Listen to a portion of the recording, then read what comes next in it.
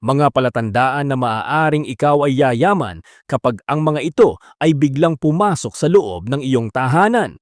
Una, paru-parong may kulay berde o kayumanggi. Simbolo ito ng pagdating ng swerte at bagong oportunidad.